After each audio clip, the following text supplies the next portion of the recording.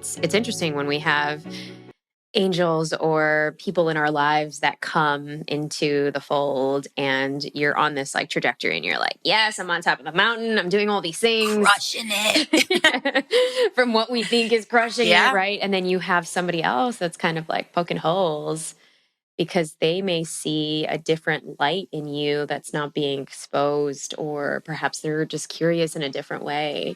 So how did that question land for you at the time? She held up a big old mirror, a mirror that nobody had really ever held up for me before. Because again, I was under this, I would say like a spell, if you will, right? Society, my whole life had told me college was the answer to success.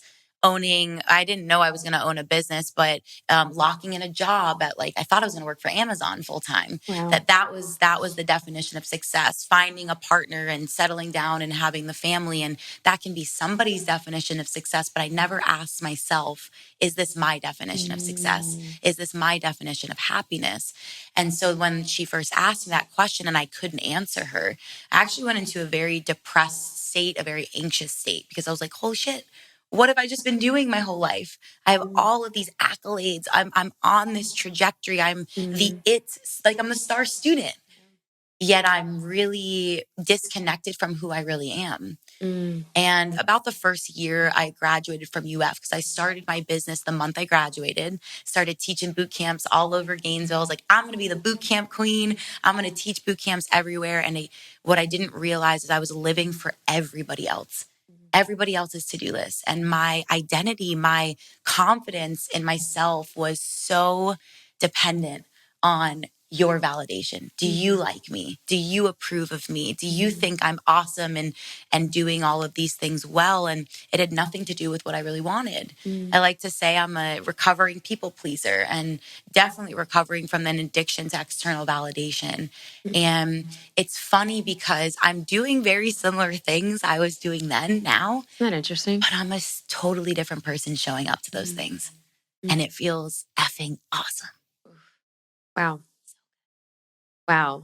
So take us through that people pleasing phase, because I feel like for a lot of us, I mean, for me, it was definitely culturally, right, to get the validation from my family, because that's what was expected, really. And for a while, I didn't even know, the term people pleasing even existed. Yeah. But you're kind of like, okay, these are the signs, these are the signs. So can you take us through what that meant as a recovering people pleaser now, but for some of the people pleasers that are still out there? Yeah, absolutely. I didn't know there was a word for it either. It's really in the last probably 4 years I learned oh man, this is a thing and I'm not alone here. A lot of people experience this. And I think it comes from, again, that childhood. What I was taught as a child is go after everything, be the best in the room. And when I was the best in the room, that's when I would receive the love and attention and validation. And I don't think for anybody's parents, it's intentional. My mom wanted the best for me. My dad wanted the best for me. They just wanted to see me succeed. But with that came the story that I was not lovable unless I was a leader, unless I was in the front of the room. And so really recognizing I was a yes woman. Somebody would ask me to do something I didn't really want to do, but I thought I would show face and it would make me look good to that person or to that community. And so I would say yes. And a lot of things I said yes to weren't true to who I actually was. And that becomes really exhausting. Yeah. And I want to even break that down even a little bit more, because there is a difference between being, I feel like, the yes woman, but then kind of tuning in or attuning to where you are at the moment and internally feeling like, actually, that's not really me.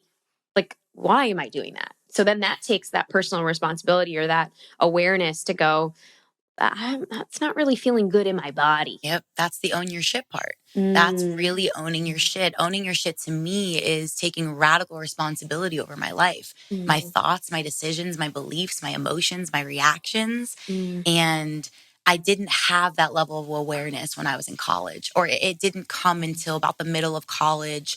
Have you heard of the book, The Untethered Soul, Mickey Mhm. Singer? So Mhm. he happens to live in Gainesville, Florida, where I No went to school. Yeah. way. Oh, And wow. he owns a Temple of the Universe. If you're in Gainesville, go check it out. It's absolutely incredible. And the first time I ever went to go And if see you him speak, haven't read the book, oh, The it's Untethered Soul, phenomenal. we'll put it in So the show notes. phenomenal. It's Yeah. great. But I started to go listen to him speak, and I'll never forget the first time I left him speaking. He was talking about how we are separate from our thoughts. And I walked out of that talk being like, what the hell is this dude talking about? How could I possibly be separate from my thoughts? How could I think about what I'm thinking about? Mm. And that's kind of where the journey began. But it does take that pause. I'm a manifesting generator. If Okay. anybody's into human design. So Yes. my impulse, I'm very impulsive. And it's like my intuition in slow-mo is trying to catch up. Like, wait, don't make that decision yet. And so it's been a constant dance of learning to feel the impulse, honor the impulse, and then really sit with, let me think through what this will actually look like in my life. And does this really fit where I'm trying to go? See you next time at the Brave Table.